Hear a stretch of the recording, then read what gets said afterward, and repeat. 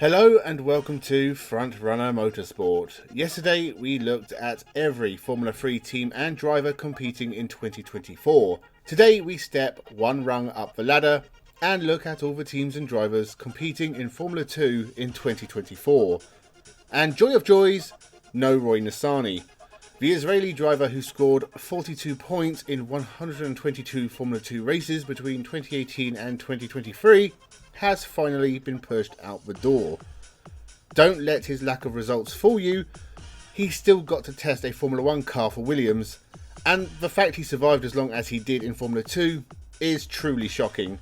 So with Nissany not darkening our door, let's go through everyone else involved in Formula 2 and maybe try and pick out some predictions for champions. Maybe pick out any drivers destined for Formula 1. So make sure you subscribe and let's jump into the video. PHM. So with Roy Nissany, Brad Benavides and Josh Mason not returning, PHM need two new drivers. The three they had in 2023 were hopeless and didn't even come close to scoring points. So the race to score PHM's first Formula 2 points is still on.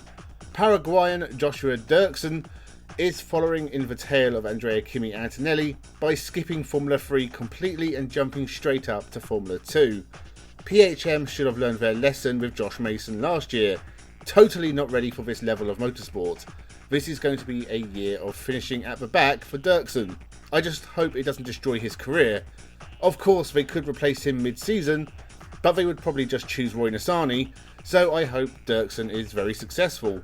The other rookie joining the team is Taylor Barnard, coming off the back of a decent Formula Regional Middle East campaign. I like Barnard, he has a lot of talent, and I think he will score PHM's first points since they took over from Cheroots. Points is goal number one for this team. Not finishing last is goal number two. Trident.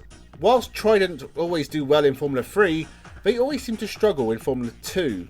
2 wins in 7 years and they have never finished higher than 9th of the team's standings. One of those wins came from Richard Verschoor in the first race of 2022 and he is returning to the team with another win under his belt for MP last year. He's a good driver and could score enough points to give Trident their best ever year. Roman Stanek remains for the team. He picked up some points last year but rarely excelled with a best finish of 5th. The pair of them could score enough points for Trident to break new ground. Maybe finish 8th overall in the team standings. Campos. The Spanish team were hot stuff at the start of last year. Ralph Boschung took his first ever Formula 2 win after nearly 100 attempts, and even Kush Maini grabbed a couple of podiums. They fell down the field as the year progressed though, and now Campos have two new drivers who'll be trying to start and finish the year in the top half of the points. Ralph Boschung was a Campos mainstay in Formula 2, 87 races in 4 and a bit campaigns. He was basically part of the furniture. Replacing him and Maini is Spaniard Pepe Marti and Frenchman Isaac Hadjar. Marti won 3 races in Formula 3 last year and definitely deserves an opportunity in Formula 2. Isaac Hadjar did technically win a race last year. It was red flagged early and no points given, but Hadjar technically won. It was a rough year though. Hadjar made contact with just about everybody at some point, and that needs to stop. Midfield lineup, but I do think Campos will be a strong team in 2024. Hightech. Amaury Cordeel might have to be the new Roy Nissany. This is season 3 with team number 3, and he's barely scored points in both his seasons in Formula 2. He hasn't won a race since winning the Spanish F4 Championship back in 2018, and if this season is any better for Cordeel, I'll eat a raw onion. Paul Aron moves up from Formula 3. He had a good season with Prema, finishing 3rd, and that followed on from 2 seasons in Formula Regional Europe, where he also finished 3rd.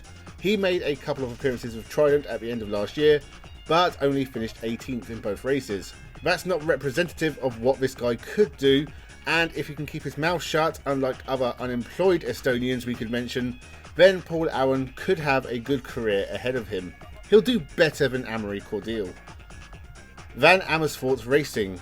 I thought VanAMS had a good thing with Richard Verschoor and Juan Manuel Correa, but both of those drivers have moved to new teams and so 2 new drivers step up.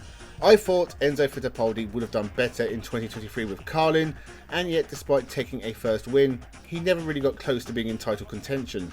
His 2 full seasons in Formula 2 have been high midfield, and it remains to be seen if he can take that final step to the top end of the championship.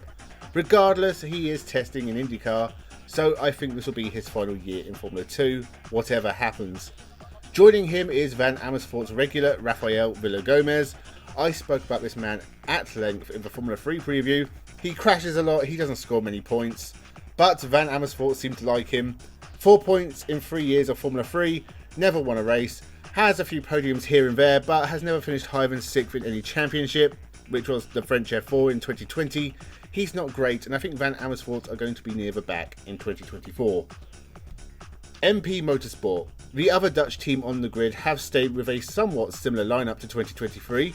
Dennis Hager is a brilliant driver, Italian F4 champion in 2020, Formula 3 champion in 2021, and a multiple race winner in Formula 2. 2 wins with Prema and 2 wins with MP last year, has only yielded just inside the top 10s in the championship.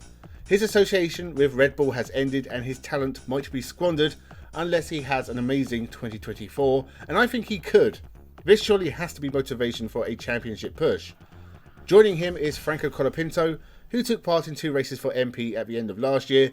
I'm a big fan of the Argentine. I thought he was extremely good at Formula 3 level, and he could go on to have a good Formula 2 career. This could be a good year for MP. Maybe not on the level of a couple of years ago when Felipe Drugovich dominated the championship, but I think they could be a top 3 team in 2024. Invicta Racing. I thought Jack Doohan was a star for this team last year, and he is now an Alpine reserve driver. Not to mention Guan Yu Zhou is actually racing in Formula 1 after his time with Invicta Virtuosi. They have a habit of breeding star youngsters right now, and after a meticulous Formula 3 campaign, Gabriel Bortoleto is potentially the next big deal to come through Invicta. Felipe Drugovich and Callum Ilott also raced for this team, so Bortoleto is in good hands. Kush Miney is something of a stranger signing. He did pretty well for Campos in 2023, and this could be considered a jump on the field. Regular point scorer that he is, maybe he can take his first win. Both these drivers could be top 10 in 2024, or they could both fail hard. Hard to say. I have a lot of hope for both these drivers, and Kush Miney is a Mahindra Formula E reserve driver. Bortoleto could follow Drugovich into a reserve Formula 1 role. I think they are both pretty good for a pretty good team. VanAMS. The French team are lacking a champion in Formula 2. Ayumu Iwasa was their best driver for years, but he has left the team for a Super Formula drive, and Arthur Leclerc is now a developmental driver for Ferrari. 2 Americans joined the team for 2024, albeit one is actually from Ecuador.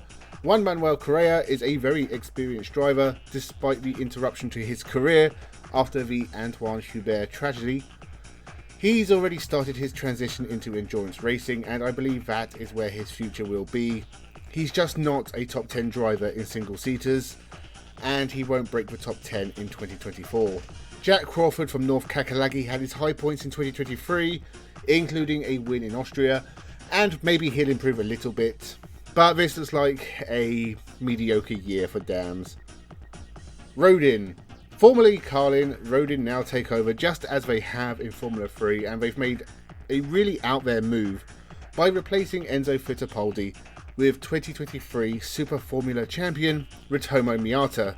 Miata is a brilliant driver, and while several have made the move from Formula 2 to Super Formula, Miata is the only one I can think of to move in the opposite direction. He's a busy boy with racing commitments in Formula 2, and with cool racing in the European Le Mans Series, and as a reserve for Toyota in the World Endurance Championship. The reigning Super GT and Super Formula champion is an interesting experiment. Alongside him is Zane Maloney, on for his second year with the team, a real title contender in 2024. He had his moments with a few podiums, but he had a lot of bad luck and got caught up in other people's accidents. If he can, not do that, then he just needs to add winning to his game. Then he is going to be tough to stop. Rodin have a strong lineup. We know Maloney can perform. Miata is an unknown quantity, but have faith he's going to do good things. Prema. Frederic Vesti nearly won the championship in 2023. If his wheels hadn't fallen off at Zandvoort, then it might have been within his grasp. He's gone, but Oliver Behrman stays. He was on the fringes of the leading pack for most of 2023, taking 4 wins in his debut year.